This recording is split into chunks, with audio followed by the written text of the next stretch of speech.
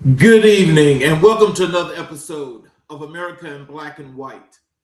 I'm going to open this show this evening with a Black history reflection of Archbishop Desmond Tutu. If you are neutral in situations of injustice, you have chosen the side of oppressor, Archbishop Desmond Tutu, Archbishop Tutu was born on October 7th, 1931, in Klerksdorp, South Africa, and grew up to become one of the most consequential voices for human dignity, justice, and reconciliation the world has ever known. Raised in a nation violently fractured by apartheid, a state-sanctioned system of racial segregation and oppression, Tutu did not retreat into silence. He stepped into the fire. Ordained as an Anglican priest in 1960, Tutu rose through the church to become the first Black Archbishop of Cape Town in 1986. But his spiritual authority was never confined to pulpit or pew. He marched, he spoke, he wept publicly for those who could not weep for themselves. He carried the weight of an entire people on his shoulders and called it joy. In 1984, Tutu was awarded the Nobel Peace Prize, not for achieving peace, but for refusing to accept its absence.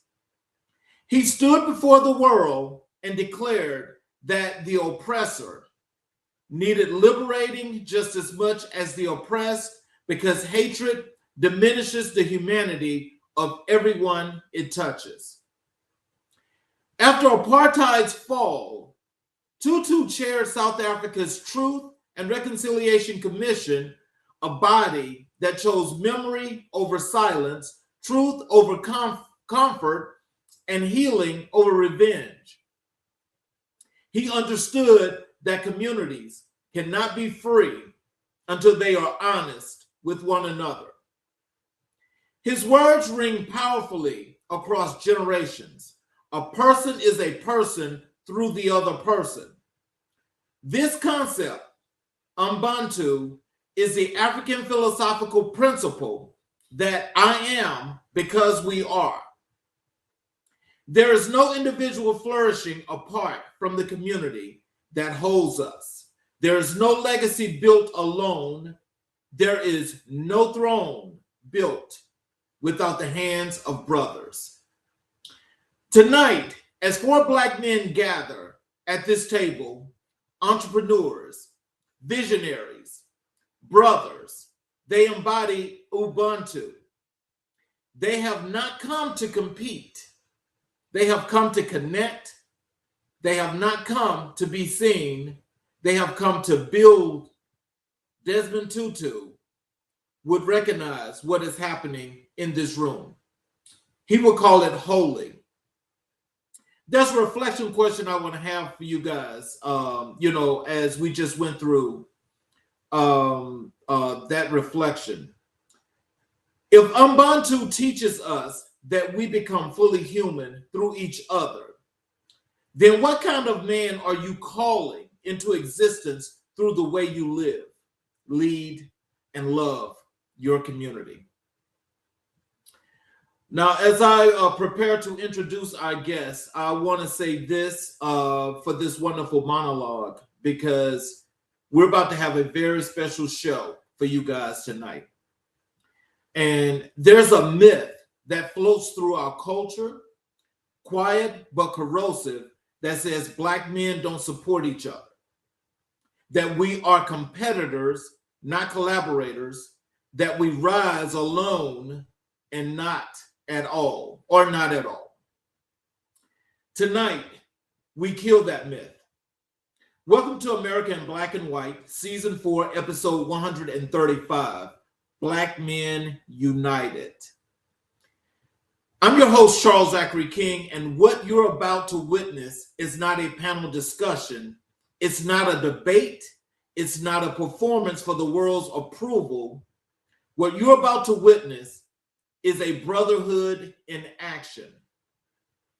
Four extraordinary men are seated at this table tonight, each one of a different industry, each one a different story, each one shaped by different hands, different roads, different seasons of pain and purpose. But they all arrived at the same truth, that the measure of a man is not what he accumulates, it's what he activates in others. We talk a lot about Black excellence, but excellence without community is just isolation with good aesthetics. Real excellence multiplies. Real excellence mentors. Real excellence shows up at the business meeting and at the barbershop, in the boardroom, and in the brotherhood circle. These men have built companies, they buried setbacks, they've studied giants who walked before them: Malcolm X, Alonzo Herndon, Barack Obama, H.J. Russell, George Washington Carver, Dennis Kimbrough, and they asked themselves, what would that same fire look like in my hands? Tonight, they share those answers. This is not the America you were told to settle for. This is the America we are building, brick by brick, business by business, brother by brother. Stay with us. This one is for the culture as I bring our guests to the show.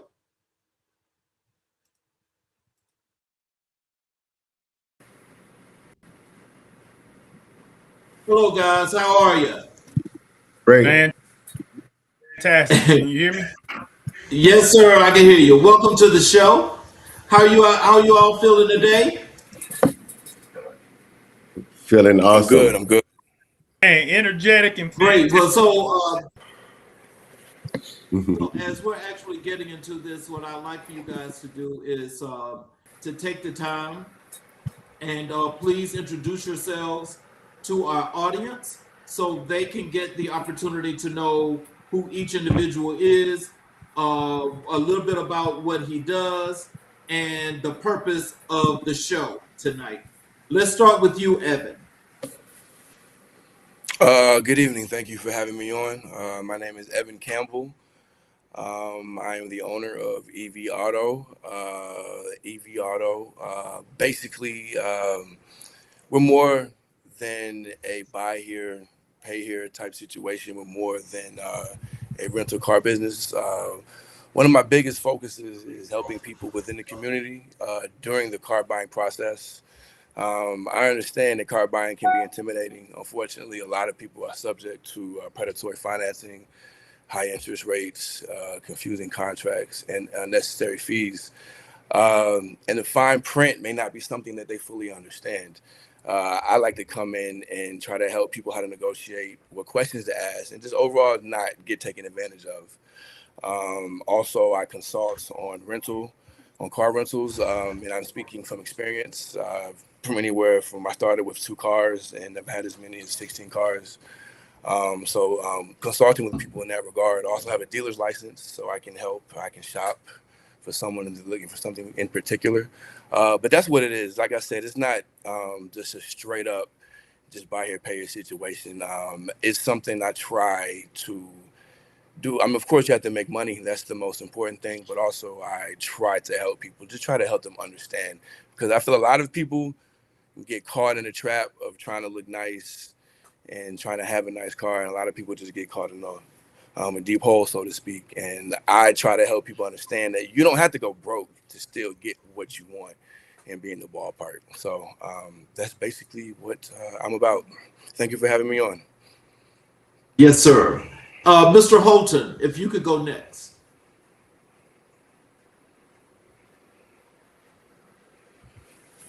Mr. Holton, we can't hear you.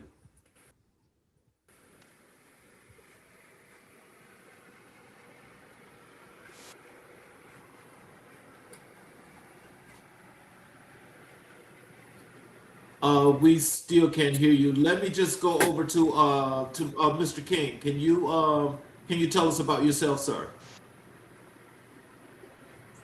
I can. Yeah, now I can hear you. Yes. Can you hear I can me? hear you. Yes. Good evening, everybody. This is an awesome. Can you hear me? Yes, we can hear you. I can't hear. Okay. All right. This is an awesome experience for these guys at Titan Circle. I'm Leo King. I am an educator, founder of and an author.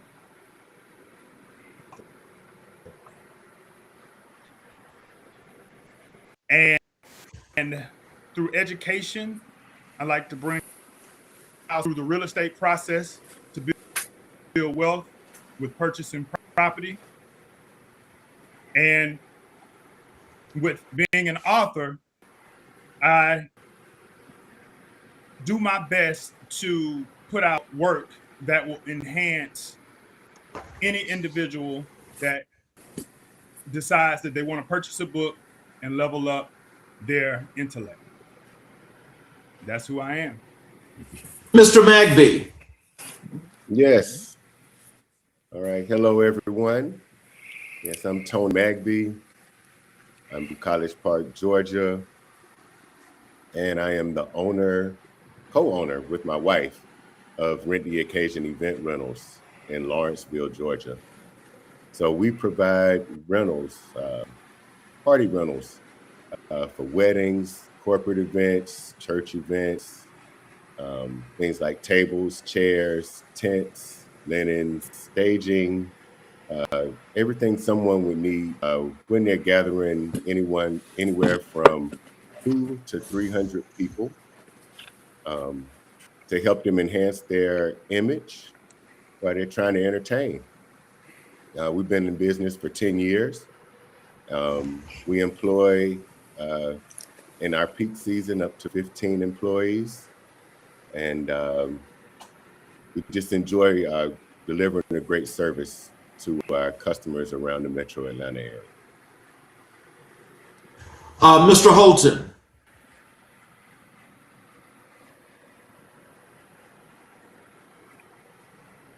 We can't hear you.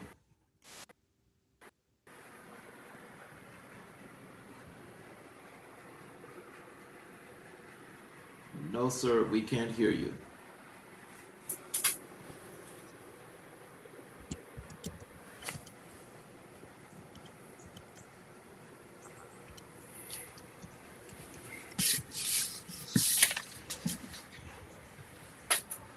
Okay. Okay. Mr. Holton, while you, if you can make that work once you get your, no.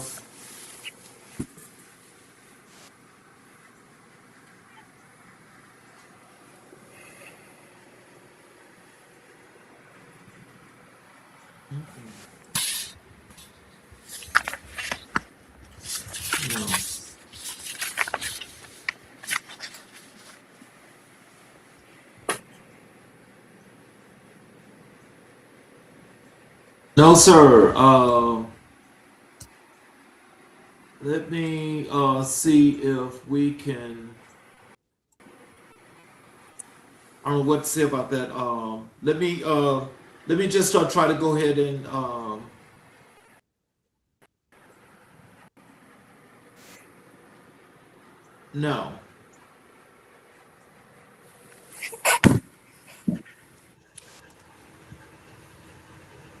No. That's not. Let me go ahead and get into the show, and I'll try to while we try to resolve that issue. This question is for all of you guys, and what I like to do here is we'll start with the origins of your stories and identity. So this question here is for all four of you guys on the panel. I want each of you to take us back to the moment, not when you started your business, but when you first believed you were capable of starting a business, what happened in that room or in that silence? Let's start with you, Leo. Ask me the question one more time, Charles. Take us back to the moment, not when you started your business, but when you first believed you were capable of starting a business. What happened in that room or in that silence? I'm going to take it back to when I was 20, I'm going to say 20, and I wanted to get into the barbering business. And I was super excited because I knew that I could build a clientele and build a business. And I just had to get trained. And so what went on in that room was a desire, a fire and desire in me to do what it took to make that dream come true. So what's going on, Mr. Magby? Can you tell us about your situation? Okay, well, it's actually a long time coming for me. It was a progression. So growing up, I grew up in a middle class home. My parents could provide, but at some points they didn't quite get me everything that I wanted when I was growing up. So I started off early cutting grass in the neighborhood, pushing the lawnmower around the block. I don't know if you're familiar, but in some neighborhoods, everyone doesn't cut their grass, right? So they'd be happy to have a young man come knocking on the door and offer to cut their grass for $20. So I started my entrepreneurial journey, I would say, during that time. So then, as I grew up, my parents introduced me to network marketing. So I got familiar with doing presentations, being in front of a room on a whiteboard, trying to sell to people. But that did not quite turn into a career path for me. But I do credit my parents for introducing me to having the courage to speak in front of a room. So as I went to college, of course, I got involved in corporate America after I graduated. And I'd say when I finally realized that I could run a business at scale is as I was taking a project management, or they call it a PMP certification class. And I started getting the nuts and bolts about how to get projects done, about scheduling, about human resource management, managing risk, and all of those types of things. So once I got that foundation, I started realizing that I could probably run business on my own at scale if I got the opportunity. And so when I got laid off, there was the opportunity. Mr. Campbell, can you tell us how did that work with you? I would say what Tony said. Grew up in a middle class home, and I got my first start actually neighborhood in my friend's neighborhood in Peyton Forest, because a whole lot of basically like when the parents wouldn't really buy for me. So I would say, hey, I'm gonna go get it. I'm gonna go get the money myself. And this is before I was old enough to have a job. And similar, but and seeing her do it kind of inspired me. Not so much like she worked all the time. Always had a laptop in her lap at night. She had an office in our. And I remember a lot of late nights seeing it was in the light. She was up to something. So basically, seeing that and the work that she put in, but also had it very much kind of inspired me. And something that I want to do. Up, I from Northwest Atlanta, Howell Mill area, and I was definitely one of those kids that thought he was tough and got into trouble. And so I feel like my experience growing up was very outside of the box, putting myself in positions that basically would enable me or force me rather to think counter to where I was raised and how I was brought up. And so putting myself in those positions ended up having to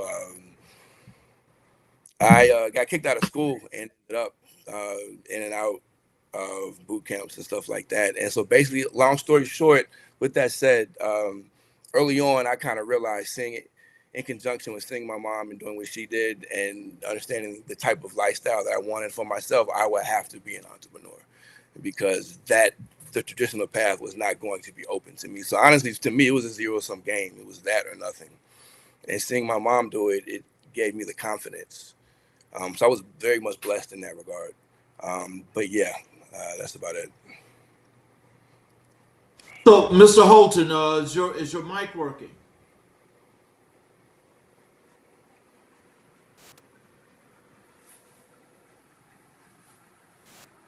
We still can't hear you.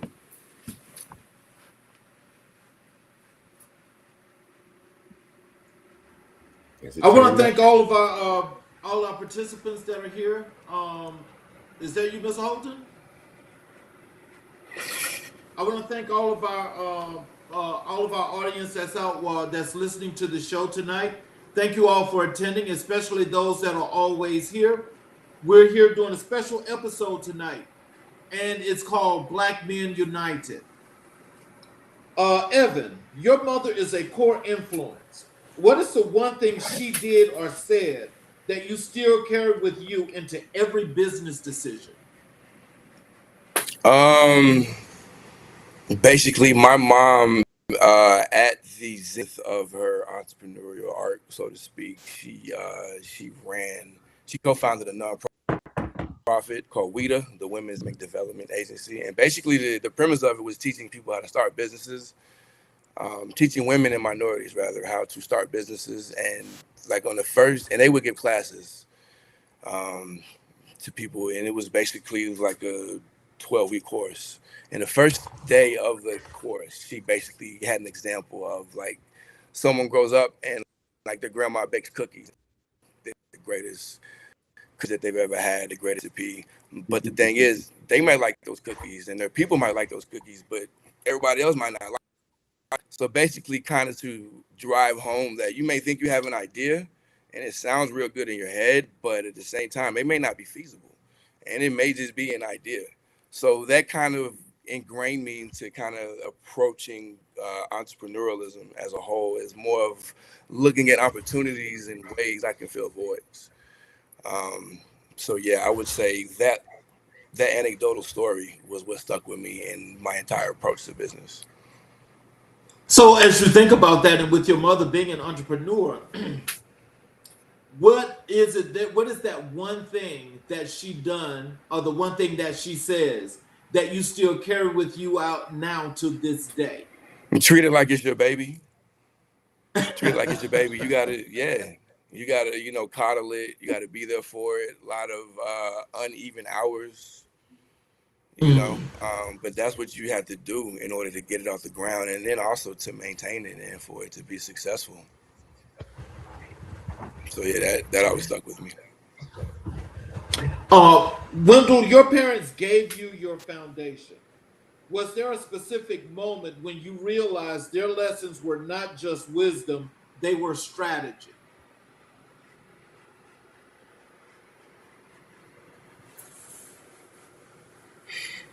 No. Microphone. Oh, man.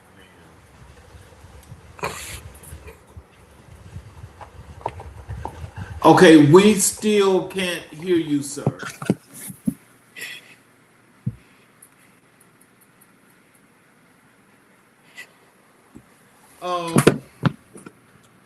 Leonard, you've described your path as moving from barber educator to real estate advisor to author. What was the thread running through all of that never changed?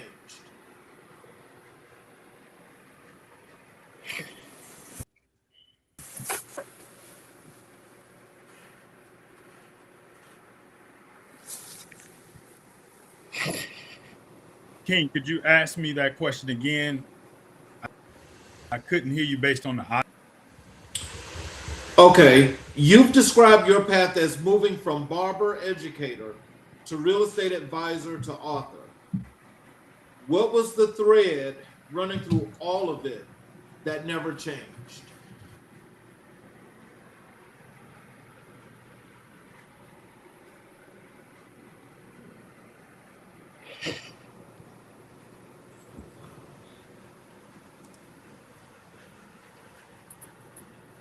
I couldn't hear the question, King. Can you hear me? I can. You can start up when you start off with the question and you fade out.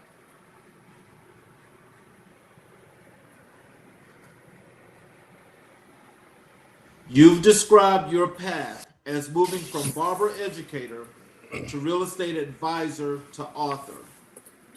What was the thread running through all of it that never changed?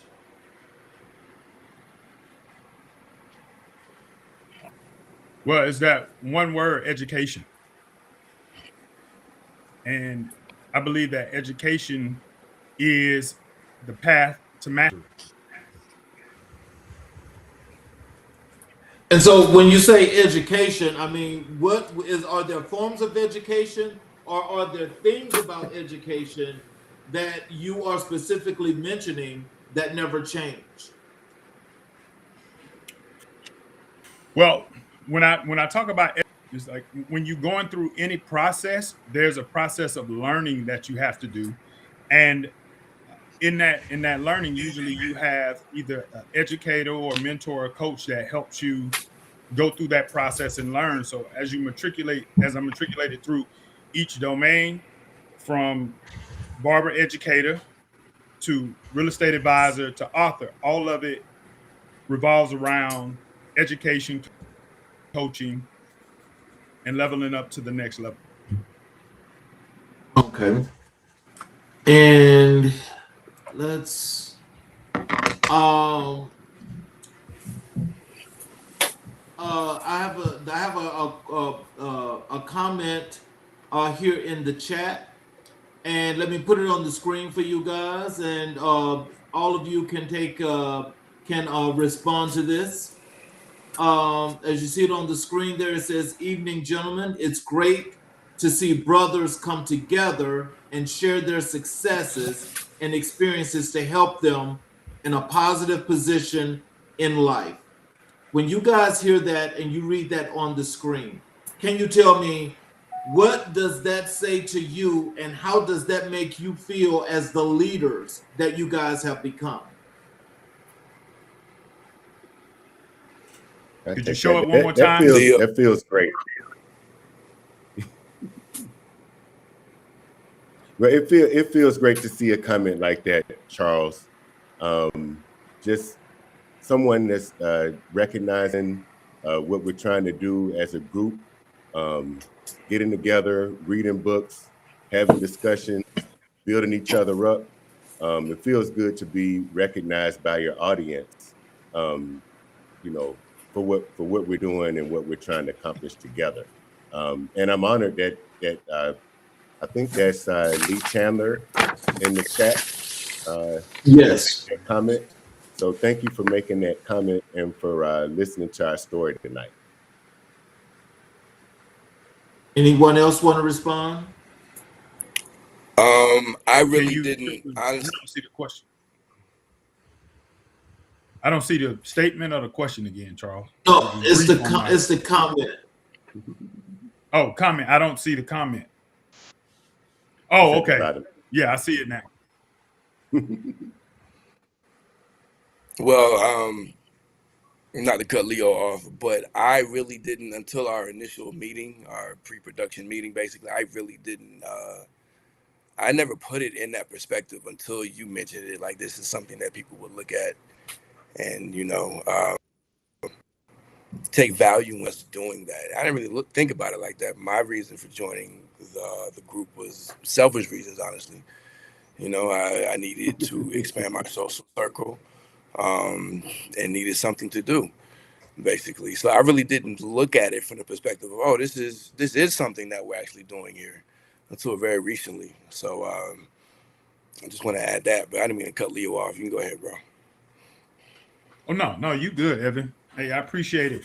I think the comment is spectacular. I mean, this does happen.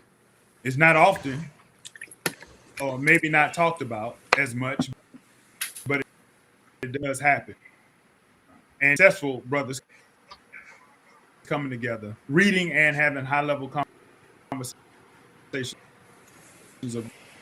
about. Thank you very much. I'm glad you're. And there's another comment here about education. I'll put it on the screen. Maybe Leo would like to talk to this one. It says, education applied is the path to freedom. Absolutely. Very much so. Application. Very much so. Yeah. First is knowing, and then a second is actually taking action and applying what you know to build your future and whatever that freedom looks like to you. Tony, you spent years mastering precision in corporate environments.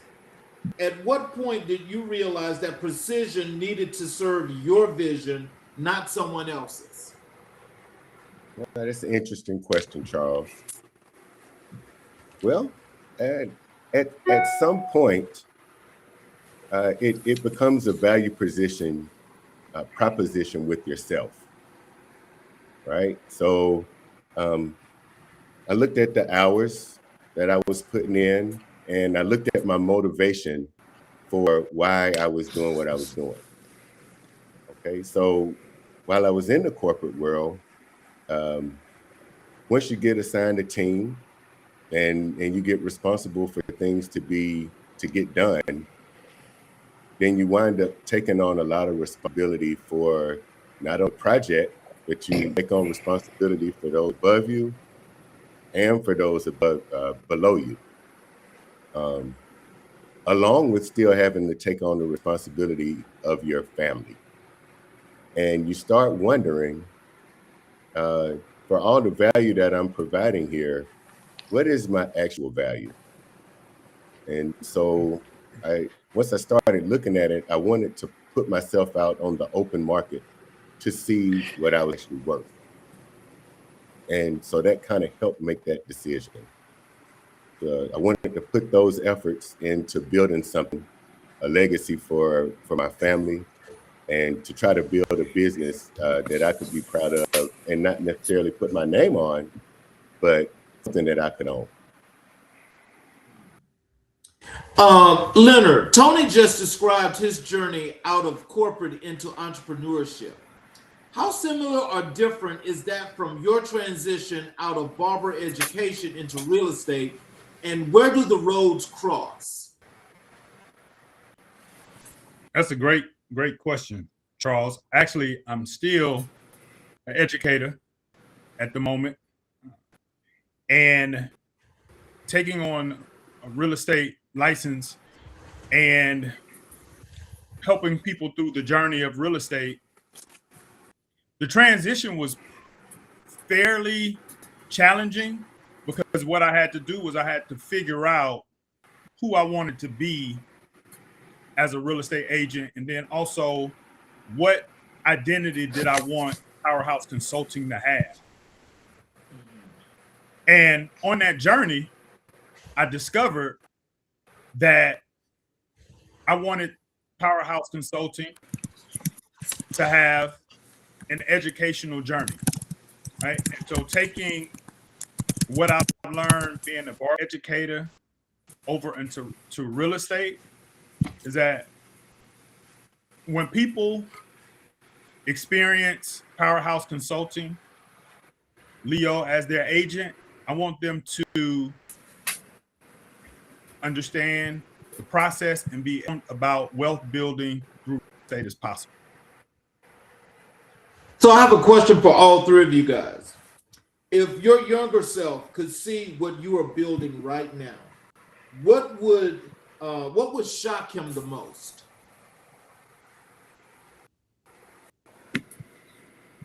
I'll take that. Okay. It's for everyone. What would shock my younger self is, Leo, honestly, you're educating people and taking people through a wealth building process. Man, you on the road to success, my brother. You doing what was always deep in you, and now you're having a chance to bring it out and see the results from that hard work, dedication, and staying focused and believing in building. You other guys, can you comment to that question? What would your younger self see what you were building right now? What would shock him the most? I think the type of business that I am actually running right now, I think that would shock my younger self the most. What I do could be considered it's a luxury for most, but at its heart, it's a logistics business. So it's a moving business. It's not a clean business. It's a dirty business. And so I think my younger self would have thought more. I would have been more of a corporate person, more of a student type person every day. But now, even though I'm a business owner, I do put on my boots still, and I'm in a warehouse. We own a warehouse, so my staff is a warehouse, blue collar type deal. So I think that would surprise my younger self the most. I'll chime in on that. I would say what would surprise my younger self the most was I don't know, not really a whole lot. Like I said, this was kind of a zero-sum game to me. It was this or nothing. I always knew this is what I wanted to do and what I was going to do. I would say, well, to be critical of myself, I would say that I would have thought that I was more confident at this point into new lanes with the experience that I've had. So if anything, I would say that. Mr. Holton, can you hear us and can you chat?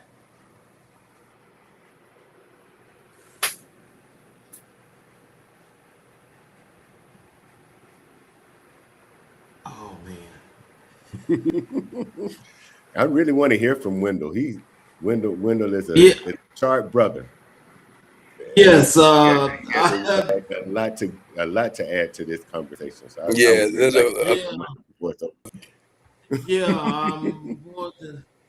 don't know what's happening with the tech, but so this question is for all of you guys as well. And we're gonna start with Evan with this question. How do you define success in a way that is distinctly yours, not borrowed from culture, not inherited from someone else's expectations? Happiness, because at the end of the day, all about happiness and legacy.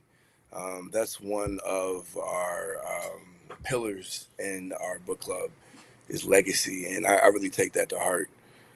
Legacy is very important to me. I believe that we as Black men, it's on us to leave something for the next generation to build on, and I really believe this in my heart. I feel that millennials and also the Generation X before me, like my Titans brothers, I really think that it's on us to kind of fill some of the gaps, so to speak, and leave a legacy to where it's better for the next generation. Basically, what I mean is, like, we're not going to. I believe I said this in the pre-production meeting, like that old Japanese story about the man planting a tree, and he knows he's not really going to enjoy the fruit from it, but he just is happy in that he did something for the cause, basically. So that to me is important. Legacy. Money's important too, but I feel like they can go hand in hand a lot of times. So yeah, that would be my answer. Tony, Could you repeat the question again, Charles? Sorry.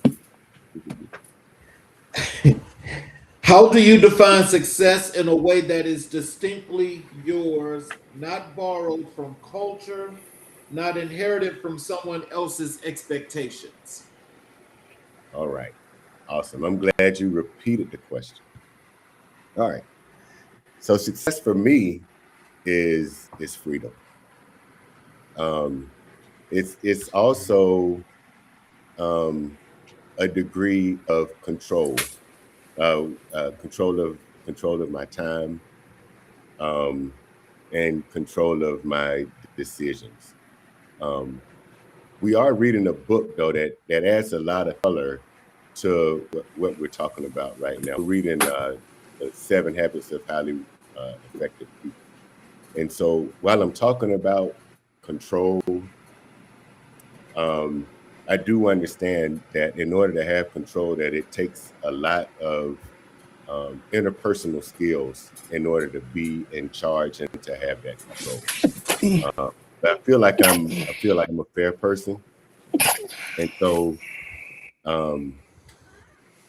being able to control situations and being able to control the tone of the room, so I don't get put into situations that I feel are unfair, and that I'm able to create an environment where people enjoy being there. It's success to me. Leo, Yes. How I define success is similar to Tony. Success, freedom, and it's also clients or individuals enjoy the value that my business brings. That's what it means to me.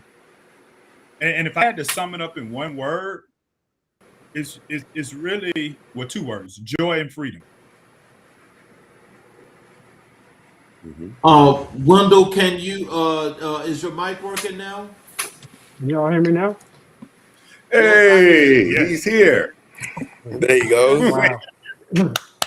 That's super Brother, we embarrassing because I'm supposed to be the tech guy. You are. So It happens, man. Miss you, bro. let's go back and let's bring you forward up into the you. conversation. I So if you appreciate could it. please go ahead and tell us about you, who you are, what it is that you do, and we can spring forward with some of the questions that were specifically for you after you get through. Okay. Thank you, Mr. King. I appreciate it. Thank you for having us and myself on the show. And again, forgive me for the mic issues that I had, but excuse me. My name is Wendell Holton, and I am from Atlanta, Georgia. Was raised in College Park, Georgia. I currently live in Dallas, the DFW area, Dallas, Texas. Been out here about 14 years. My background educationally is in IT, electronic engineering, as well as information security / cybersecurity. My business is, the short version is a drone business, but I like to think of it more as data intelligence. And I'm also using different AI tools, not just to capture the intelligence with the drone itself, but to automate some of the processes that once we receive the information from the drone, as far as the deliverable to the customer, automate the processes to where we can get the information to the customer in a very professional and formatted way. So aerial data and video is the primary focus of the business, and I'm actively right now working on the AI component as well. Okay. So the question that I have for you specifically was your parents gave you your foundation. Was there a Mm-hmm. specific moment when you realized their lessons were not just wisdom, they were strategy? Specific moment. I think that the specific moment would probably have to be, well, I'll be honest, when I started the drone business, the strategy that I got from my parents, well, I should say wisdom really, is that you need to, if you have something you really want to do and you like what you're doing, then it's not going to become work to you. And that's one of the things that drew me to the drone space. Uh, if I can go back for a little bit, when we were in high school, when airbrush clothing was all the rage and everything, and everybody wanted to wear, the graffiti and the things on their clothes, I was the guy that did that. So I would paint something, wear it to school, and that would be my advertising. And then people say, "Hey, Wendell, can you do this, that, and the third for me?" And I would take it home, airbrush it, bring it back, and make a little money. Even back then in high school, I didn't even realize that I was setting up a business plan, a marketing plan, an advertising plan. I was just doing something that I like to do, but I was able to actually make a little, lunch money off of it. So the lesson or the strategy that I learned from my parents is sometimes you have to get out of your own way and just thinking too much about it and just jump into it and do it. And if it's something that you really like doing, more than likely you're going to follow through with it. And going back to the airbrush analogy, I really like doing that. And it's something that I follow through. And the next thing you know, I had a business. So I think I'm kind of at that juncture again right now. So the last question that I asked the group was, how do you define success in a way that is distinctly yours, not borrowed from culture, not inherited from someone else's expectations? Success for me it is not a destination per se. It's about the journey and embracing the steps along the way as far as the journey. So my definition of success right now in this particular point in time is I charge myself to be better tomorrow than I was today. Today, I'm better than I was yesterday. So it's incremental. As long as I'm following those incremental steps and doing something more than I did the day before, then that's being successful. Success, if you look at a house or a building when it's built, it's not just boom, it's there. It's, you have to lay the foundation, you have to lay the bricks, you have to eventually put on the roof, put in windows, there's stages. But all of it, when you see the building, you think of it as a success, but there were different milestones that went into that. And for me, every day is a milestone. So success for me is just being better than you were the day before. Now I have a really this question here kind of like steers us in a more serious direction here, but it's for all of you guys. Um, Gentlemen, what does the word black man mean to you in 2026? Not as a political statement, but as a personal declaration. Mm, Let's that's start a with great you, question. Leo. To me, it means strength. Strength in numbers, intelligence, strategy, and definitely fortitude. Evan, what you got for us? In 2026, I would say pride and dignity, um, because I know a lot of us collectively may or may not really know about too much of our history, but we have a long and proud history in this country, and also duty to teach our kids and to uplift them, to make tomorrow better than today. and that is our kids. That goes for the whole community as a whole. So yeah, dignity, pride, and duty. Okay, Tony. Black man. All right.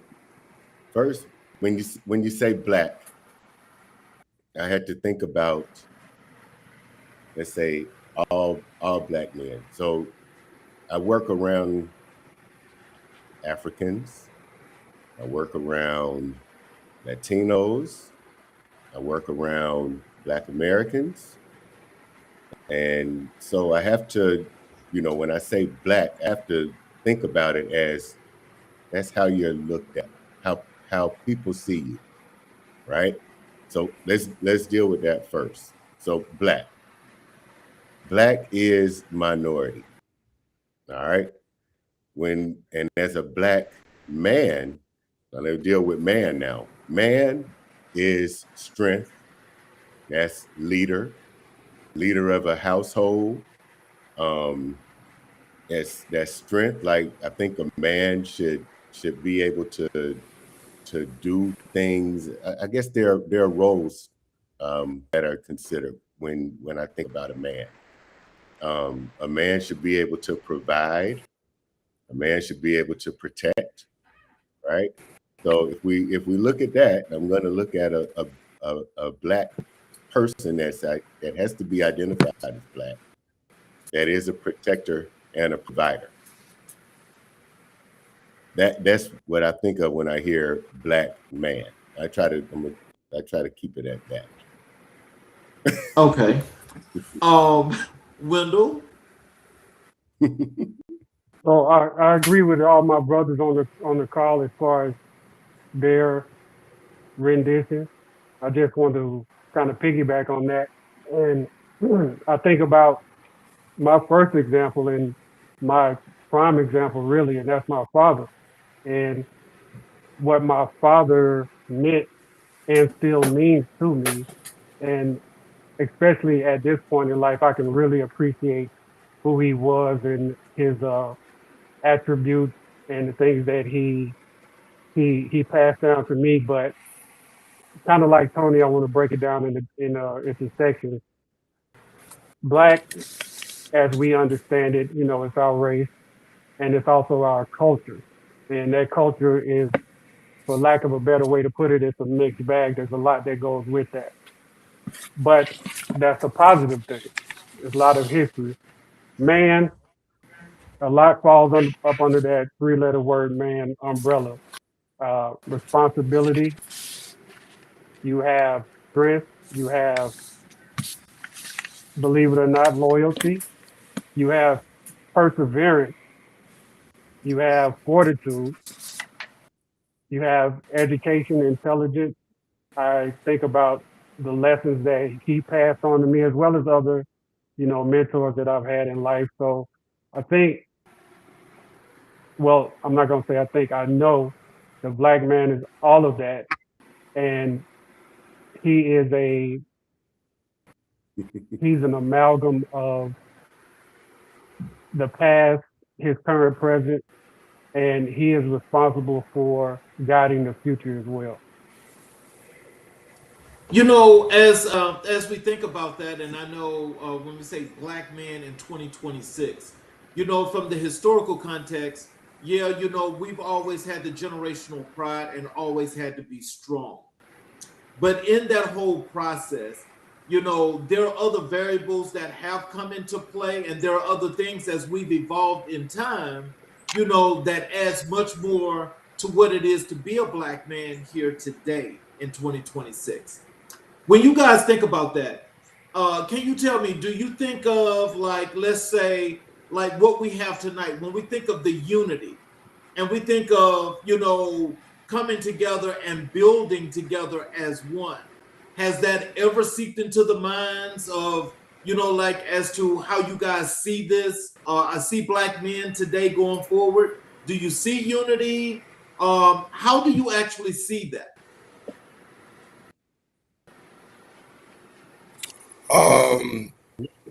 Speaking for Go myself, ahead, Ed. obviously, Excuse me, bro. Speaking for myself, I would draw to Leonard's rollout a couple weeks ago.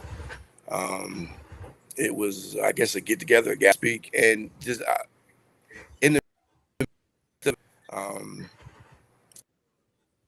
he got up and spoke, talked about the book, but in the midst of everything, I just took a look around the room, and I saw. I mean, obviously, I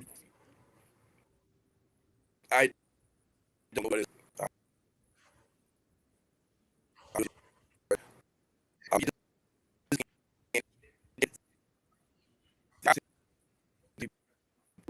Different bounds among us, and I think it just speaks to how diverse we are. Like, we are not a monolith. We're very diverse. We have a lot of different interests, goals, and everything. But it's not often you see that represented under one roof. And yeah, so I would like to hear in 2026. That's what it's got to be. We all just got to come together, and we don't necessarily have to be paid, but we need to have a collective board with that.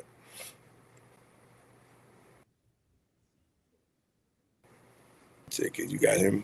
Okay, Leonard. Ask me one more time. King. Or state it one time. I was just saying, for the whole entire process of what we see now, as you guys have spoken to what it means to be a Black man here in 2026, I was asking, is there any point in time do you think about unity as being one of the variables that plays a major part in what Black men are about today?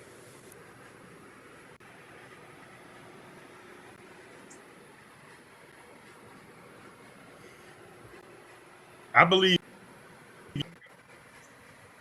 unity plays a major part from the beginning. I believe, though, that we definitely, as Black men, come together when there is some level of action taking.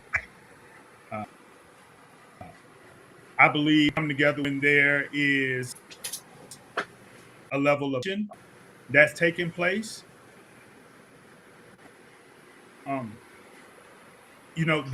That is the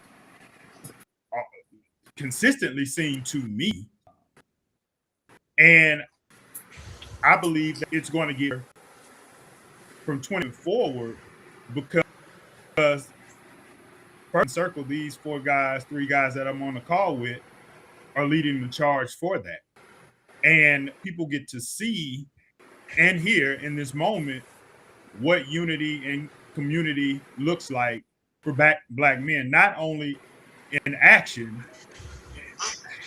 as far as being out doing something outside, but actually being on a call, meeting on a call every Monday to discuss a book, Seven Habits of Highly Effective People, to help us personally develop, grow in all areas: mental, spiritual, physical, emotional, and financial, and bring that unity as a whole. So I believe the Titan Circle set the standard, and we're moving forward. So bigger and better things to come.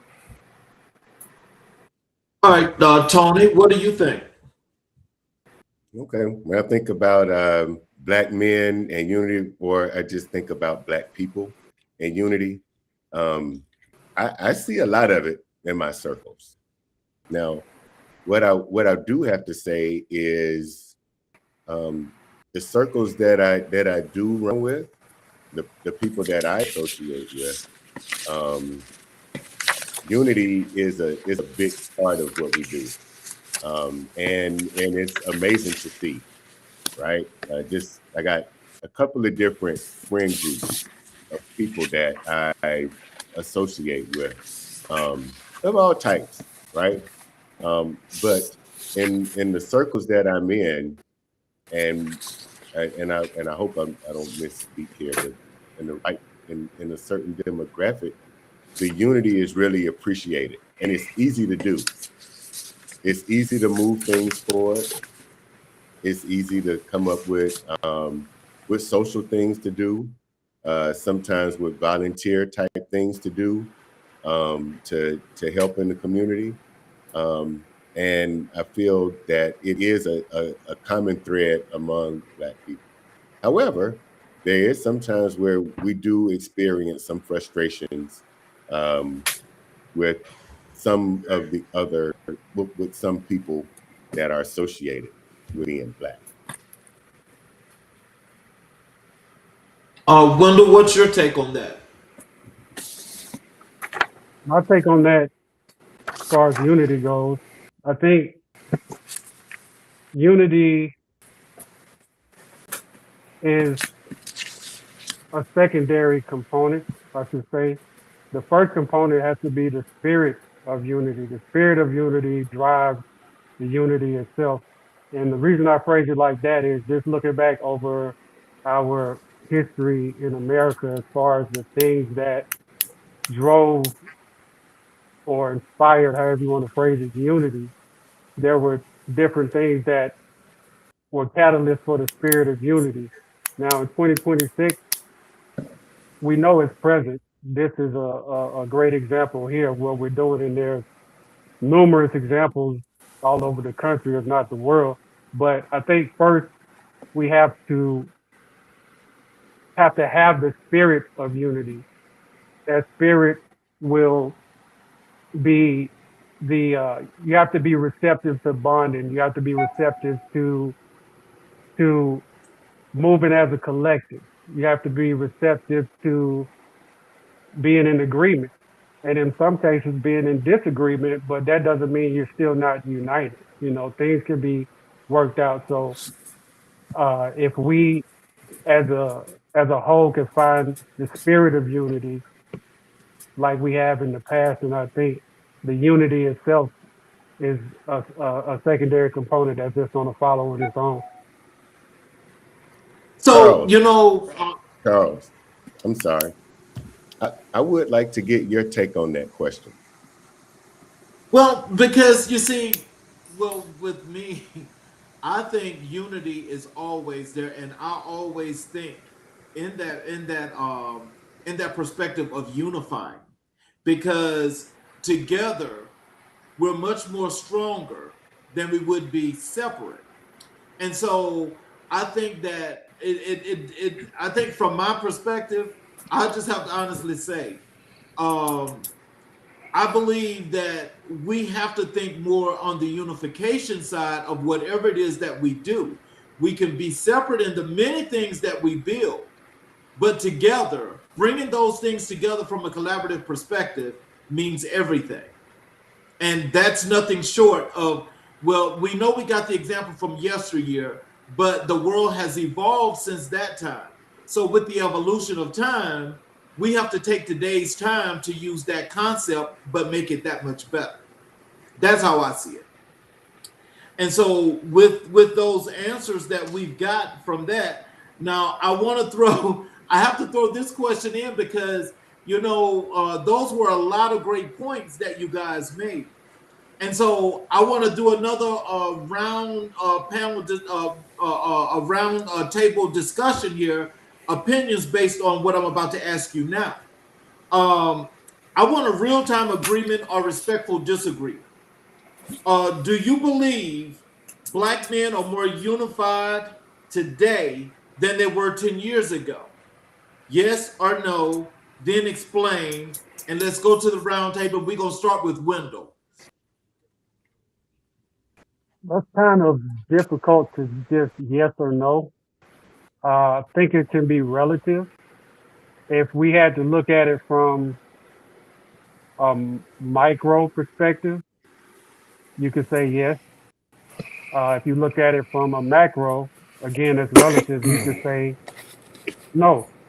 So I think that's a relative question, but me personally, I do think that it's still here. And again, we just have to tap into the spirit of unity and like the some of our tenets as far as the Titan Circle goes, growth and legacy and mindset. If you have those type of tenets in your quest to be unified, then it's going to happen. It's kind of related to like being on a football team or just a team sport. Period. You can have all these different members on the team. They have different jobs, but the job of the collective is to move the whole team forward. So my job on this particular play might not be to score. It might be to block for Tony who needs to score, whatever the case might be. So it's okay to be different, but going back to that spirit of unity, if you all on the same playbook and running the same play, that's where you need to be. Tony? Okay, I'm going to have to answer the question from more of a personal perspective, because I can't really reflect on any major movement nationally or internationally that would say that Black men are more or less unified, right? For me, Okay. I feel like over the last 10 years, as I'm maturing, that I feel that that I am unifying more within groups. But I have different groups that I unify with. So the Titan Circle is a group that I've gotten involved with within the last couple of years and been reading books with. And so I feel a sense of unification in that. And by being involved in the Titan Circle and being more broadly going to things like Invest Fest, going to some men's breakfasts that some churches have been hosting, and from some other friend groups that I'm involved with, I see that there is a big push for Black men, Black families to unify and to be, more collaborative with each other. But I'm also in some peer groups, professional groups as well. And within those rooms, there's also a sense of unification once you have something in common with people. Evan, what is your take? Pretty much piggybacking on what Tony said. I feel like I seeing is reflected in my personal journey and things like the Titan Circle. Also, just being an objective observer of different friend groups and just people outside, so to speak. And I realize that it may not seem like that right now. There's a lot of outside forces, I think, meddling in our community to try to make stuff seem like it's a certain way and maybe get people downtrodden, blacked out, but truly believe that stuff is getting better. And I think that not just Black men, but Black women as well. I think that we are more unified than ever, especially right now, it's 2026 with all the stuff that's going on. I really, truly believe that in the last 12, 18 months, a lot of us have woken up and can see the forest for the trees. And, we can see what's going on. And I don't really think you can really quantify that right now, but I really feel that in November, I feel that that will be shown. And in 28, I think we'll see it too. I think we're at a watershed moment. I really do. I think we'll look back in 20, 30 years, people will be making history books about this time period. It's kind of like old Chinese proverb, like, may you live in interesting times. You know what I'm saying? It's not really, it's kind of a curse, really, because if you live in interesting times, what's going on? It's up here, fan. And I don't think we're at that point yet, but I think that a lot of people are waking up and saying that we're at the precipice. And like I said, I don't think it's aware now, but I think it'll be evident to everyone very, very soon. That I'm ranting, so I'm gonna go ahead and cede the floor to somebody else. Go ahead, John. Leonard. You know, Charles, that's a tough question without really any data.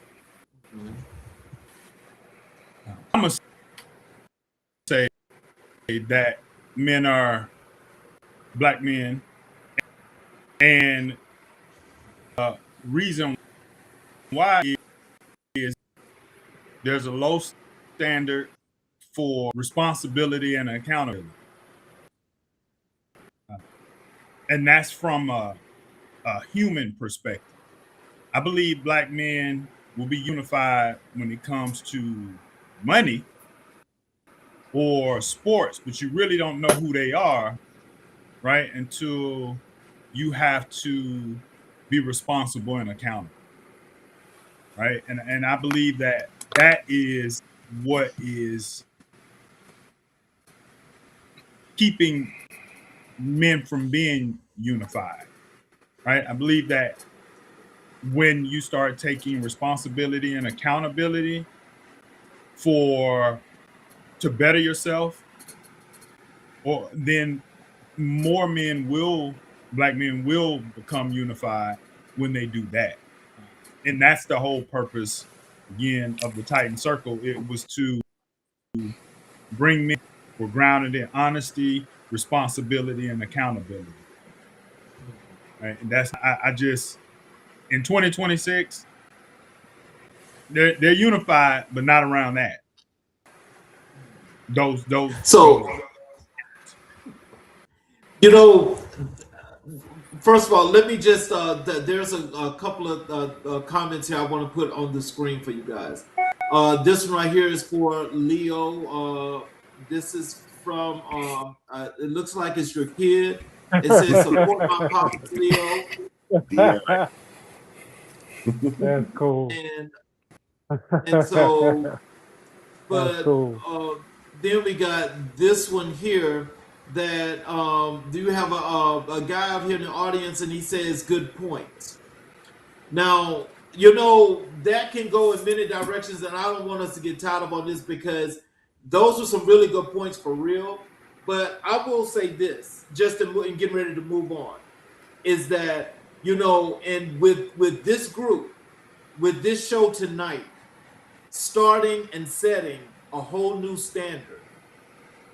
This is what the unity should be looking like, and this is what we should be thinking about all the time.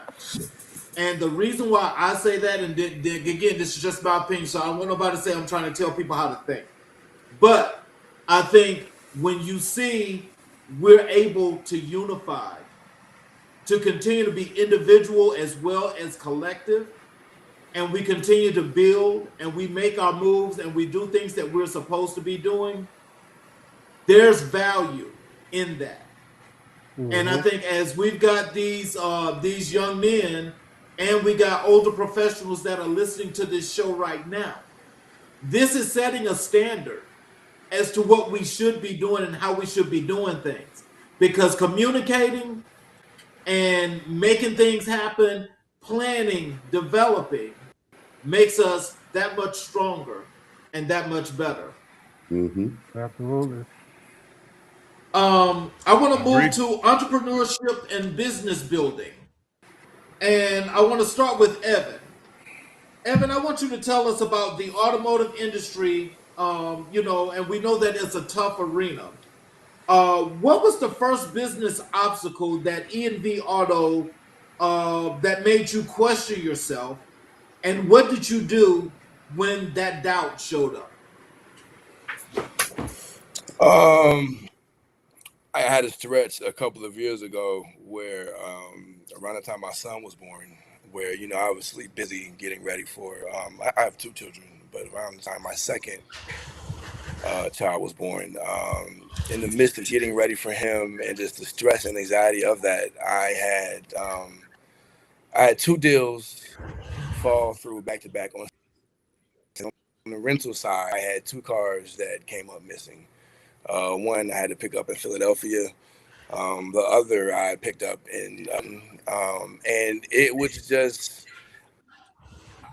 I think it was with everything happening at the same time. It very much had a come to Jesus moment. Like, is this like the universe giving me a sign? And like I said, in the midst of my son being born, I'm like, yo, should I just go get a job or something? But I quickly snapped out of that. Like I said, I kind of earlier from my mother, and also just simple life experiences. That's the test.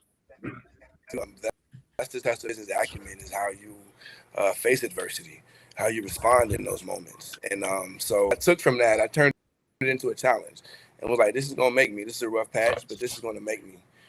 And if this can't break me, then I feel like, I'm ready for anything. Okay.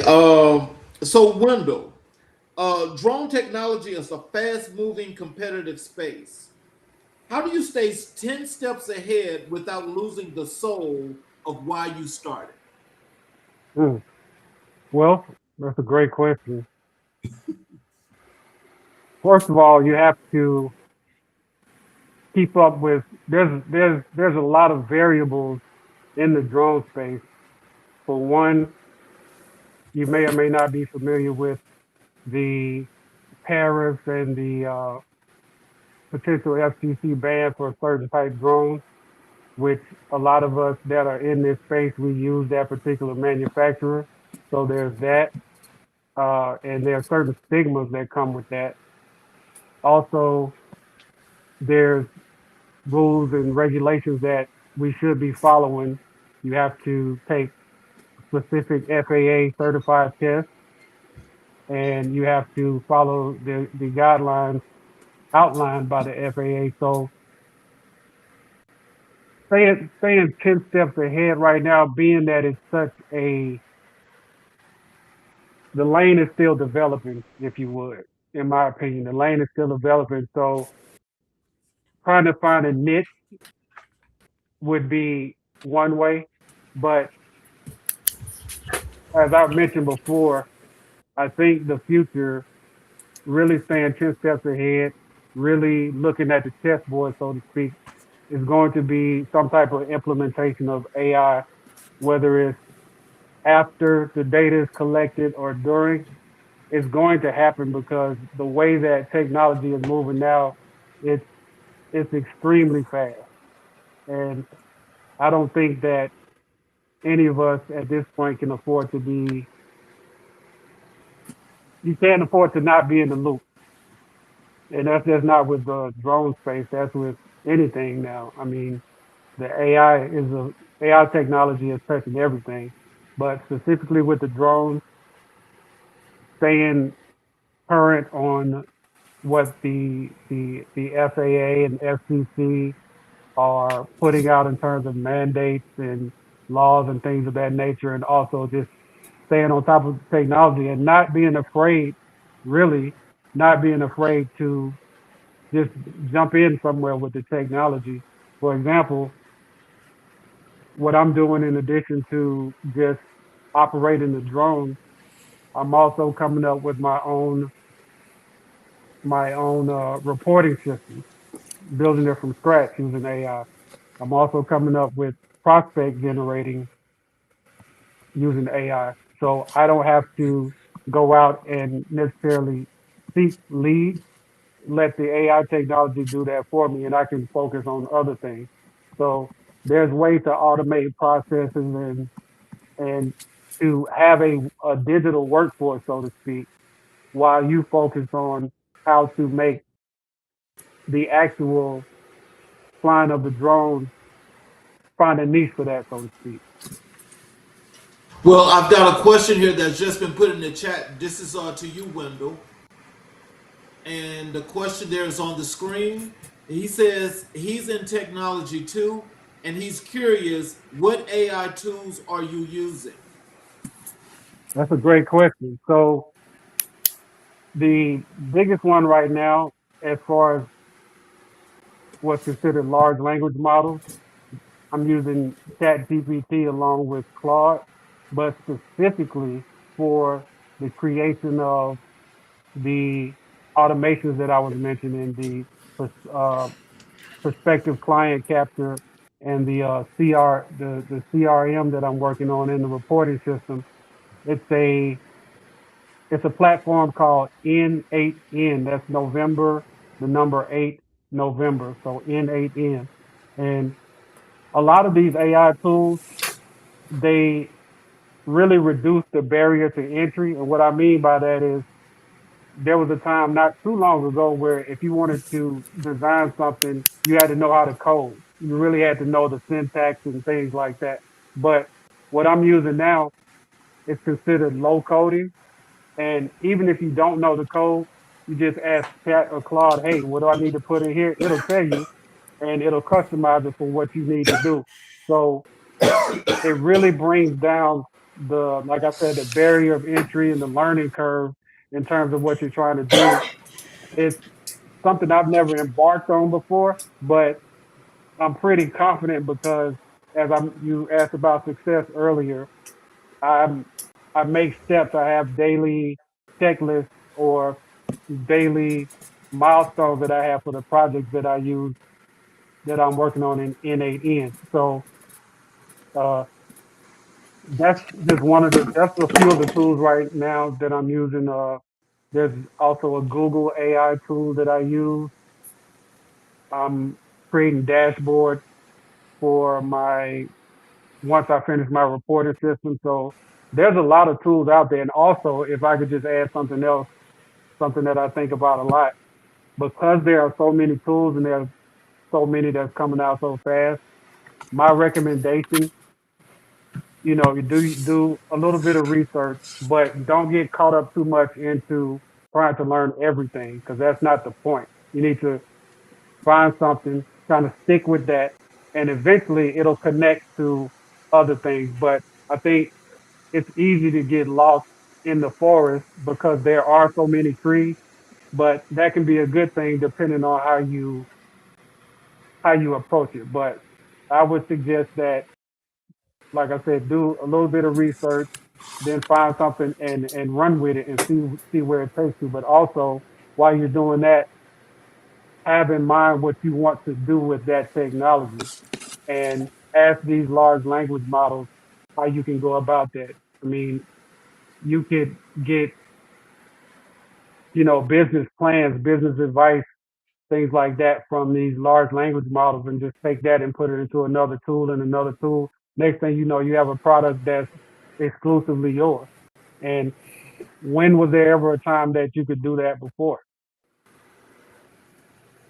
So, Leonard, real estate is about relationships as much as transactions.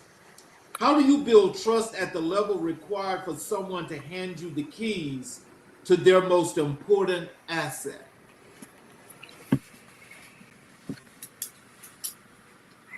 Well, first thing I do is I lead with education.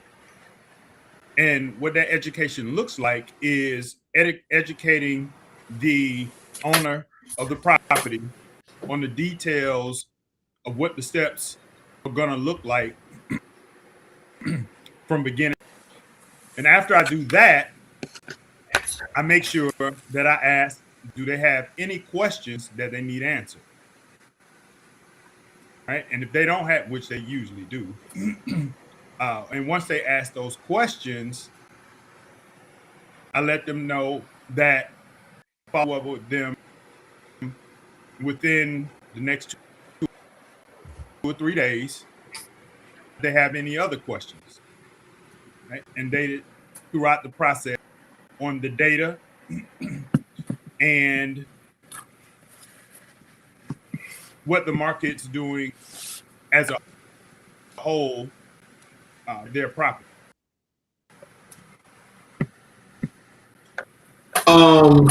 Tony, from project management at Cisco to running your own operation.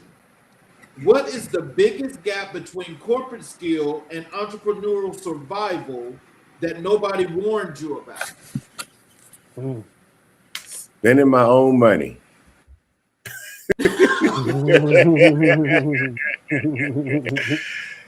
Nah, it sounds good to run your own business, and to manage, hire people, and get all of these things when you're dealing with corporate money.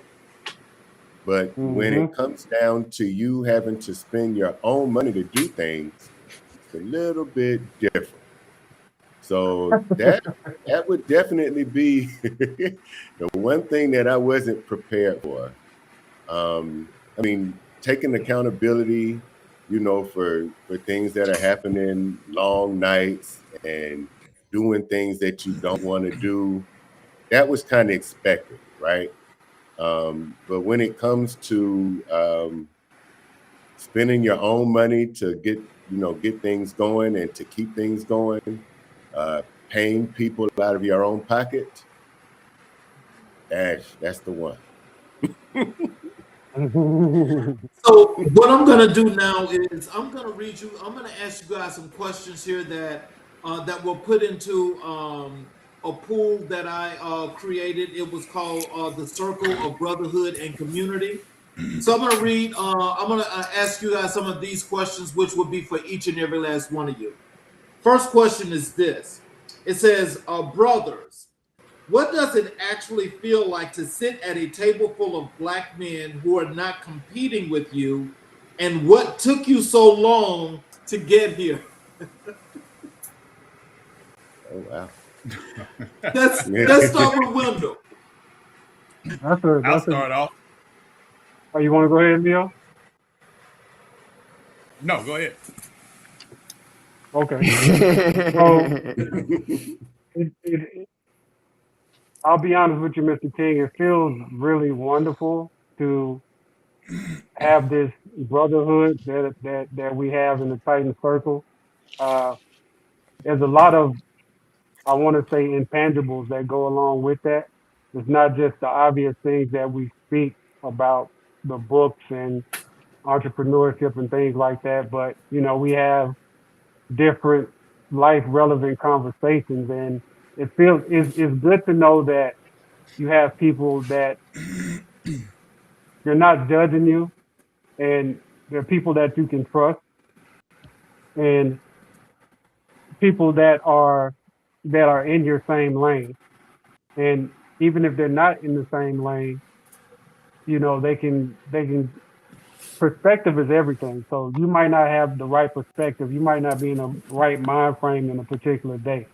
But having a group like this, it's not just a Monday thing for me. I kind of related it to, on one call we had, kind of related it to going to church. You go to church on Sundays, and then you take that lesson out into the world Monday through Saturday. And that's how I kind of feel about some of our Titan Circle meetings. Some of the things that we say and talk about on Monday, I take it throughout the rest of the week. There's some, a perspective that I didn't have myself. They shed light on some things that I might have been looking at incorrectly or not looking at all. To answer your question as far as what took so long, I think that, and Leo could probably address this better, but for my portion of it, I think it was just a maturity thing. And when things are real, it has to be organic. You can't really force it. So I think time and maturity and just being organic, and already, it really doesn't help when it really doesn't hurt when you've known people for the majority of your lives also. So that's a big component as well. You have a lot of background on the people that you're with. So yeah, I hope I answered that question. Leo, what's your answer to that question? Well, King, I'm going to say, ask me the question one more time. So I can get a clear understanding. The question is, Brothers, what does it actually feel like to sit at a table full of black men who are not competing with you, and what took you so long to get here?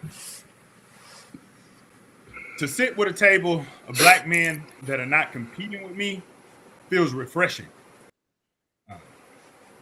It you know, we can collaborate and add value to each other, and we can all grow, right? Because we all have the same mission: build a business, add value, and create a legacy.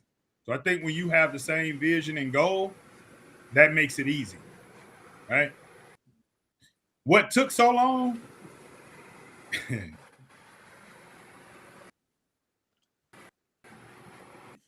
It's one of those.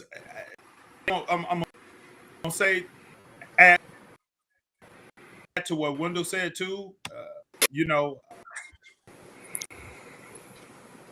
yeah, just maturity and timing, and it goes along Tony? with. I was just here thinking. Oh, gonna go off a little something. I was sitting here thinking. Oh, go ahead. Keep And I going. said, Keep going, Leo. yeah, I was saying, you know, what's so interesting is that the timing and the maturity was actually on point, and we all have similar backgrounds, right? As I was sitting here looking at all of us and listening, you know, we all come from two-parent households, right? As we grew up, we all are entrepreneurial, we all are growth-minded, and we all enjoy community and being able to add value to one another. So I wanted to just elaborate a little bit what the maturity had to look like for it to develop into what it is in this moment.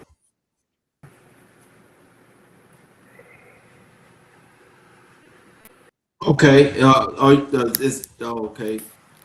Tony, what do you have to say? How do you answer this question? All right. How does it feel to sit at a table of guys that I'm not competing with? All right. Black men who are not competing with you, and what took you so long to get here? A table of black men that's not competing with. It's refreshing. It feels supportive. You feel like you're sitting in a circle of people that understand you, and that have your best interests at heart. It's a different dynamic than say hanging with some guys that you might be smoking a cigarette with or something, right? Watching a game where everything is centered, let's say, around whatever activity is going on TV. Or you might have, you know, one person talking and the other person wants to one up you. I went on vacation here, and well, I went on vacation there. And, you know, it's not that type of environment at all, right? It's centered around some content that's based on building yourself up first, right? But then trying to get an understanding about things that you're reading and how it affects the world around you, how it might affect your family, how it may affect your job or your business, and then trying to build it up. Now, what took so long to get here? It is maturity, and no one proposed it. For a long time, I guess it was just perfect timing. A couple of years ago, when I was in the heat of getting my business off the ground, I wouldn't have been open to anything like this. I said, "Oh man, I don't have time for that." But you know, at the point that I'm at right now, I got time. I'm curious. The content that we're reading is intriguing, and we got a good group of brothers who I enjoy discussing topics with. So I don't know. That's what took so long. Just nobody had posted. Mr. Evan. Not a lot, not already. I would echo Tony's sentiments in that it definitely feels refreshing.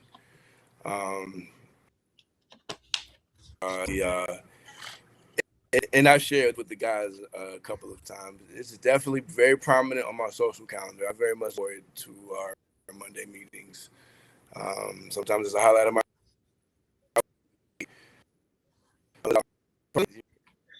you know. But with that said, what took so long to get here? I would say fear of just stepping outside of my box. You know, I'm just getting to know Tony and Wendell, but I've known Leo for some years, and Leo's always been Leo, and it was kind of, I think that's honestly why my dad kind of turned, because Leo was initially friends with my father, and I think that's why my dad turned me on to him, because he knew he was a good brother. And Leo was Leo when I first met him years ago, a long time ago. It just stepping outside of my comfort zone, I guess, was something that I wouldn't have been as comfortable with. And while I know Leo and we talk, but like taking that next step, hang out, chop it up, you know what I'm saying, go to the gym, something like that. So yeah, just stepping outside my comfort zone. First day of my first book club meeting, they were already in the process of it. I basically told myself, like, I'm gonna have to just get comfortable with being uncomfortable. You know what I'm saying? And I'm very glad that I did that, because like I said, it's something I very much look forward to, and I'm already seeing the fruits of the labor in me stepping outside the box. So the question. So I have another question here that I'm reading from the questions that was dropped. I'm a young black man trying to start my first business with no capital, no connections, and no one in my family who has done it before. What is the first real step? Not the inspirational one, the practical one. Let's start Mind with if I Tony. take that? Oh, Oh, go ahead. Go ahead, Wendell. the first practical step is you have to make the decision to do it.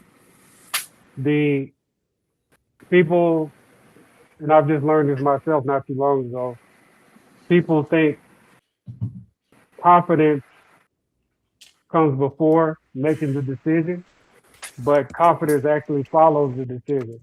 So I know we've all heard the phrase, well, he made up his mind and da da da da da. Usually when you say somebody made up their mind, it happens. So that's the decision.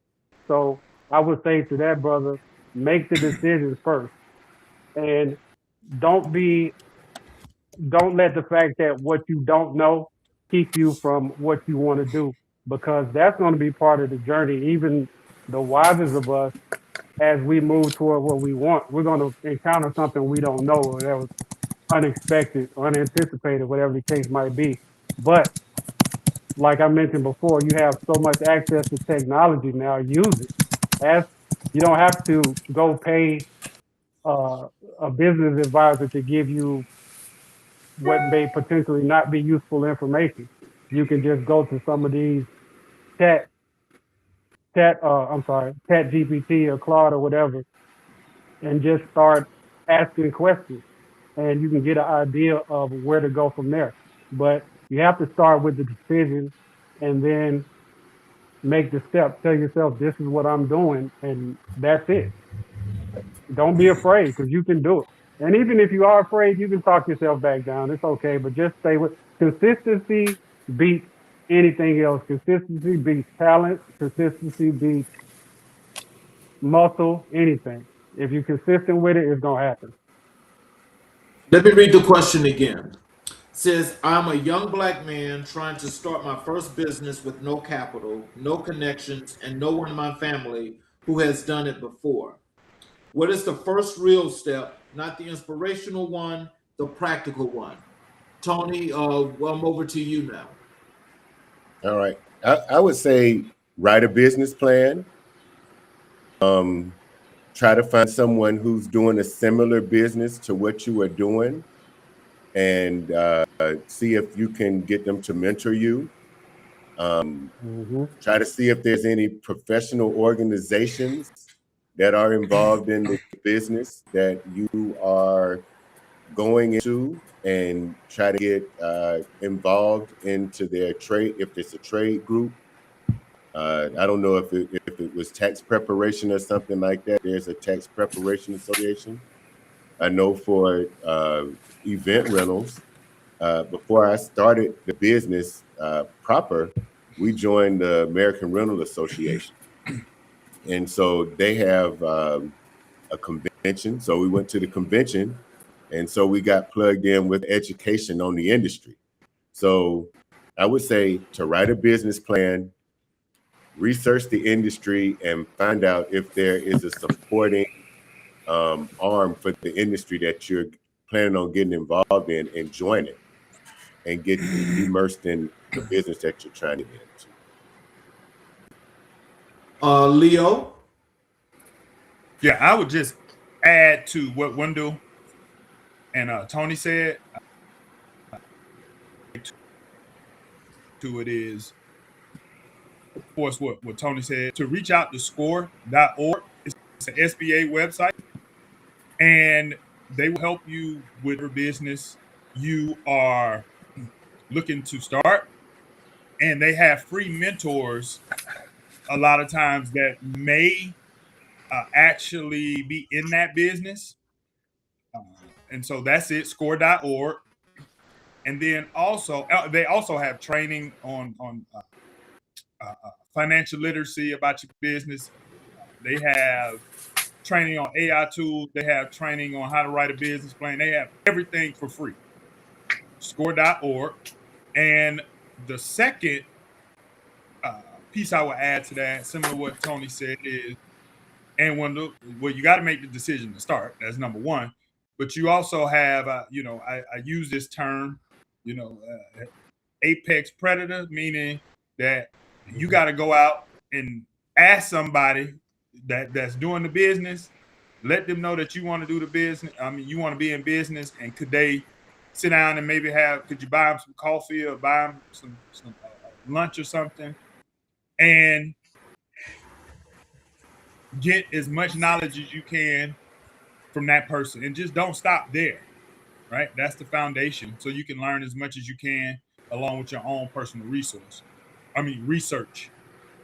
That's what I would say. And Evan, do you have anything to add to that? Yeah, a little bit piggybacking on Leo, who in turn piggybacked on Tony. The SBA resources like that stuff is invaluable. Also the SBDC in Gwinnett. I believe they're an incubator with the University of Georgia Gwinnett campus. Just to name a few, with our resources out there, square one, that offer workshops and classes on how to write a business plan, how to do cash flow projections, in addition to letting you know about different financing or loan options rather out there, like the SBA micro loan program. I'm not even gonna lie, I'm not as familiar with that program as I was in years past, but from what I have heard under who in DC, it's not those dollars aren't flowing as easily as they have been in years past, like the future. Are opportunities out there and resources available to people who are starting from that particular point. Also, I mean, we're in Atlanta. Well, I'm assuming this gentleman is in Atlanta. It's a lot of opportunities to network as well out there. You just have to put yourself, like I said earlier, get comfortable with being uncomfortable. Just put yourself out there and network. That always helps too, because some people they just might like the jib, but they might just like the cut of your jib and be like, hey, I'm gonna have that elevator pitch ready. You never know who you talk to. You definitely never know. So yeah, I would say definitely available to individuals out there. Network, and at the end, I would say just be pragmatic. Look in the mirror and just be real with yourself about what you can do, what you're able to do. What type of money that would take, and just be real with yourself. I mean, because business is serious. I mean, stuff like this is the real deal. You can waste years of your life chasing something that's a pipe. So also look in the mirror and be real with yourself. Like I said, there are businesses that you can start with sweat equity that, don't take a lot of money. You can build up and transition. But yeah, I would say those points. Okay, I'm going to read one more question from the submitted questions, and this one is from a father. He says, "I have two sons, 12 and 16. What are you doing in your businesses and your communities that is creating opportunities for young Black men to see themselves in something before they age out of hope?" Mm.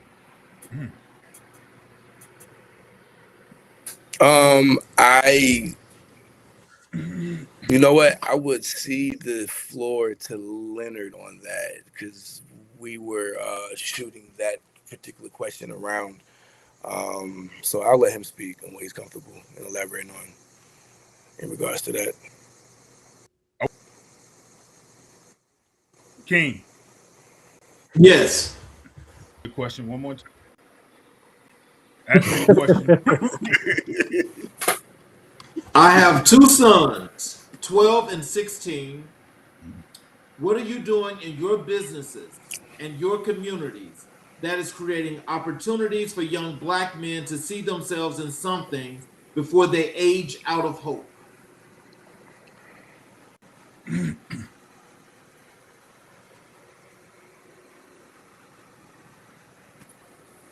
Well, for me, what I do is steer kids, young men, if they don't want to do college route, have to have some type of education. That's number one. And to figure out if what route you want to go out of the three. Do you want to be in the military? Do you want to go the college route? Or do you want to go the technical school route? Or do you want to be, I'm sorry, there's a fourth one too. Or do you want to be service? But there's still some education.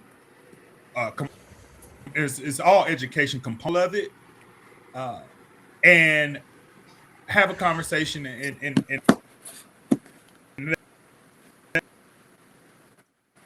let them decide which one of those forward in that area, and understand that you're gonna have to be educated to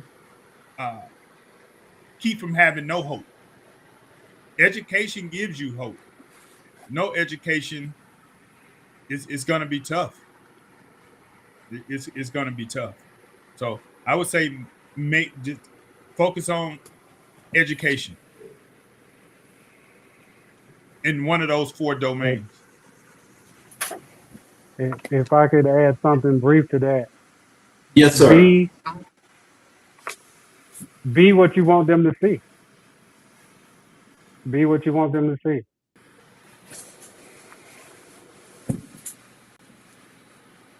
Anybody else? Well, I guess I'm the only one that spoke on this.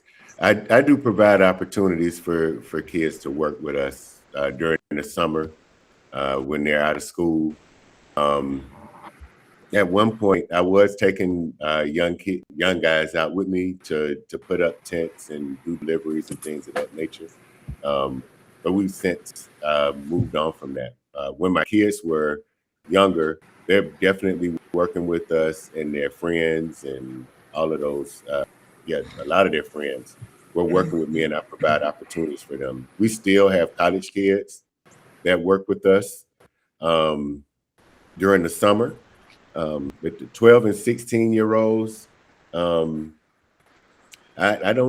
can't say that in my business right now that we do anything specifically for 12 to 16-year-olds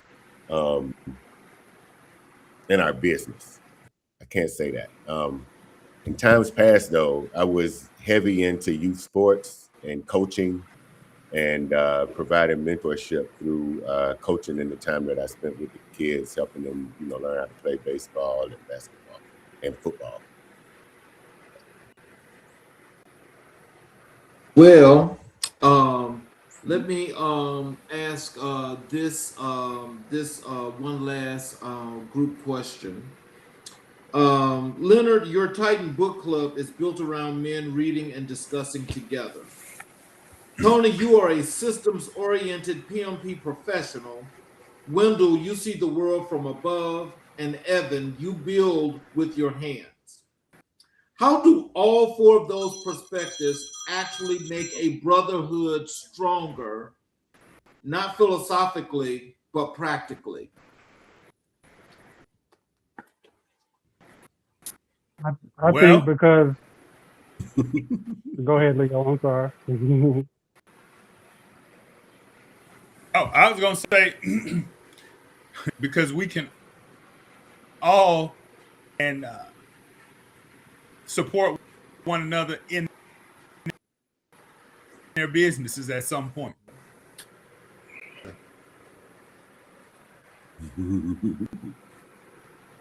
On that, and I would say because we, at the end of the day, we have diverse. We're all very similar, but we're very diverse. We have different beliefs, um, different angles, different paths taken in life, but we're very much and kind of come to coalesce very seamlessly. And I think, I mean, that's why I was laughing earlier because we talked about politics among ourselves the other day, and Leo basically was giving me a look like, "Don't you dare do it." And I saw him give me that look, and he was like, "Don't stray too," And so, but because we, not to say that we have viewpoints, but he has those moments where we have those moments where we kind of look at each other and like, hey now, but through brotherhood, and that's what a brotherhood is about. We don't all necessarily have to be lockstep every step of the way. Our goal at the end of the day is the same, and we respect other and value what each other, what the others bring to the table. And so it makes it easy for us to sit down and be able to have different beliefs and diverse opinions on different things, and it not to be any drama about it. So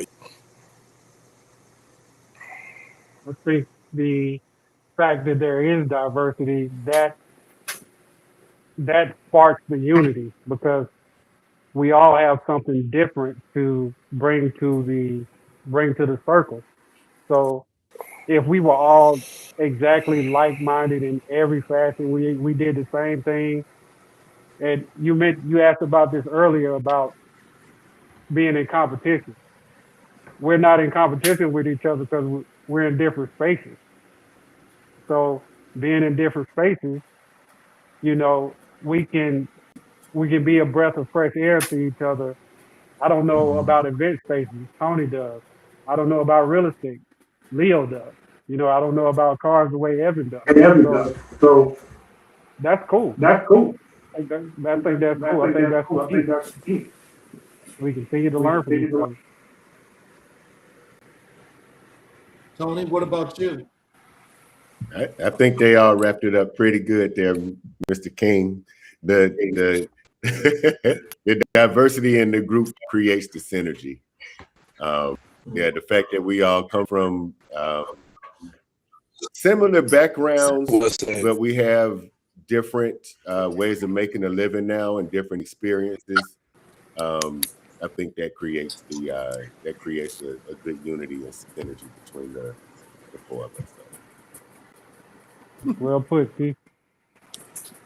Well, I'm going to give you guys an opportunity here to leave some words of wisdom and encouragement to our audience, and you can also tell them how they can connect with you via your social media, your websites, all of those wonderful things. I'm going to start with Leo. My words of wisdom would be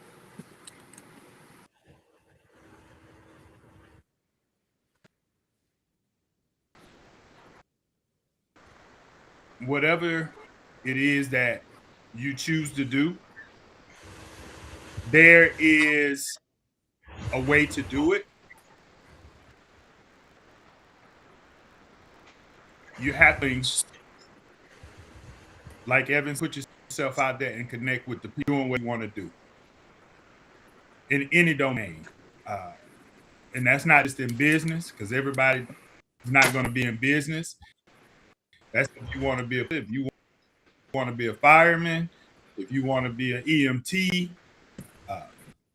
if you want to be an accountant, whatever it is, put yourself out there, pick up the phone, chat GPT, who are the accountant, and go knock on their door and say, hey, and I saw you, and could you help me or guide me in the right direction with somebody? You can reach me on my website. It's powerhousebyleo.com. That's my real estate website. You can reach me on my book website. That's manhoodbyDesignGlobal.com. Or you can email me at list, that's LIST, with WITH, Leo, LEO, King, KING, at gmail.com. I would love to hear from you.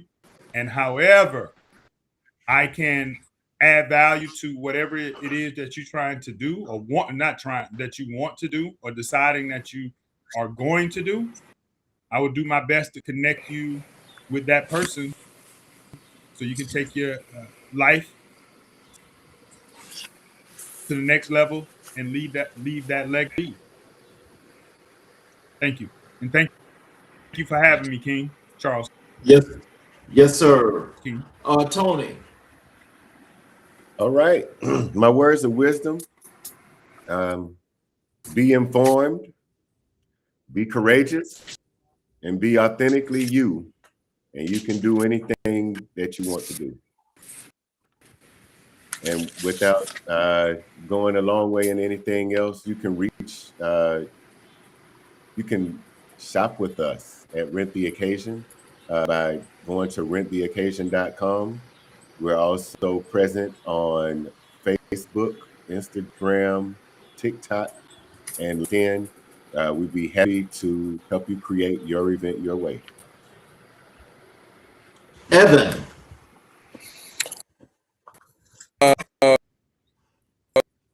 What did I people with?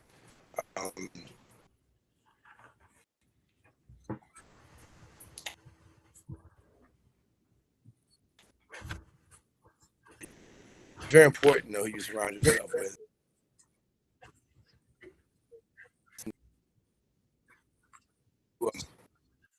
Your vision align. See them in years. Where do you see that particular relationship in years? That's something sandwiching that into you. And I try to tell young brothers a lot. And just watch who you're around. Watch who you keep up with. That definitely means a lot. In terms of how people can reach me, again, you need help. Process.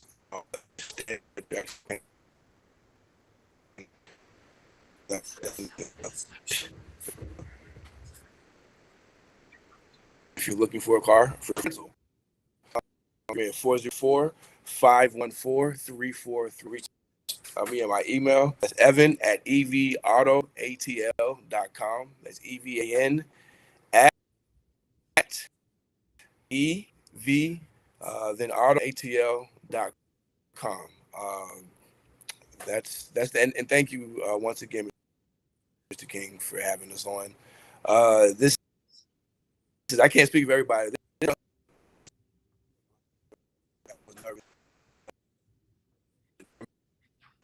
I'm very much glad that I did it. This is big. Everyone And Wendell. I'm just going to piggyback off what my other brothers have said. Words of wisdom. There's going to be times where you are unsure. There's going to be times when you're possibly going to be afraid. don't give as much attention to the outside voices that are telling you no as much as you pay attention to the inside voice that tells you yes. You'll be surprised how much is already in you that you need to get to where you're going. The other thing is, when we think of goals, a lot of times we look at them in straight lines, say, this is where I am, this is where I want to go. And 9 times out of 10, the path ain't straight. But that's not a problem either. The path is going to take you where it takes you. And along the way, you pick up things that you need to continue to get you to that destination. So understand that the journey is also part of it. You know, you're going to run into some pitfalls and you're going to make some mistakes, but just dust yourself off and keep it pushing. Keep your goal in mind. You may not know anybody that does what you do or trying to do, but if you keep going, you'll eventually run into those resources or run into things you need, or you may end up being that individual, that pioneer. But if you're not consistent with it, if you don't keep at it, then you'll never know. And you don't want to take that regret with you. Basically, not to be cliches, but leave it on the field. And so what I'd like to do is, as I'm getting ready, I'm going to close the show here in just a second, and I'm going to do a monologue. But can I have you guys stick around for a few minutes after I close the show? Absolutely. Sure. Yes. Thank you, Charles. I want to thank all of you that have watched and viewed the show and have been here for the duration. I appreciate you so much. I want to thank you all for being here for this historic moment, for what is about to kick off, what is going to be the unification of not just Black men, but communities around this country. As you see, that one, as was pointed out in this show, we're not a monolith, but together we make things happen. And I can guarantee you that for those of you that have been watching now, I'm more than sure that you got something from this show. So as you share this show, I need you to please make sure that the people that you're really trying to get to understand unity, that they get this opportunity to see this show and what Black men have to offer to this country. For those of you that are watching on all of our channels, especially the YouTube channels, if you have not yet subscribed and enabled all notifications, I ask if you will please support us by subscribing to the channels and enabling all notifications, where every time we do a show, you will get the show live, as well as you're able to go back and look at each and every show that we have recorded, and you're able to watch and learn from what all of the professionals from all the different industries that are subjected and have put themselves in the community building part of their lives. You will learn from each and every individual. And so, so in closing, as I do this monologue, what just happened in this room is not an accident. We have 4 men, different industries, different cities, different stories, came together and told the truth. Not the polished truth, not the rehearsed truth, the real truth about struggle and setback, about fathers and faith, about the kind of brotherhood that doesn't need a hashtag because it already has a heartbeat. Evan Campbell is building economic sovereignty in the automotive space. Wendell Holton is lifting the perspective of an entire community, literally and figuratively.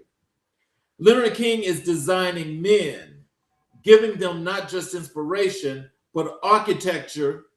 And Tony Magby is proving that when discipline meets courage, a career becomes a calling. These are the Black men who don't make the 6 o'clock news. They don't go viral for the wrong reasons. They go home to their families, they open their shops, they write their chapters, they lead their circles, and they do it again tomorrow. Desmond Tutu said it. Ubuntu teaches it. Tonight confirmed it. We are most fully ourselves when we are in communion with one another. To every young man watching this, every brother who has ever felt unseen, unheard, left behind, or left out, this table is for you. Not as a fantasy, as a blueprint, as a preview of what happens when you choose to build instead of drift. To the Titan Circle, to the brotherhood that gathered this table and will gather many more, keep building. The world needs what you're making. I'm your host, Charles Zachary King. This has been America in Black and White, Season 4, Episode 135. And Black men, we are just getting started. You all have a great evening, and we will see you tomorrow for another great episode of America in Black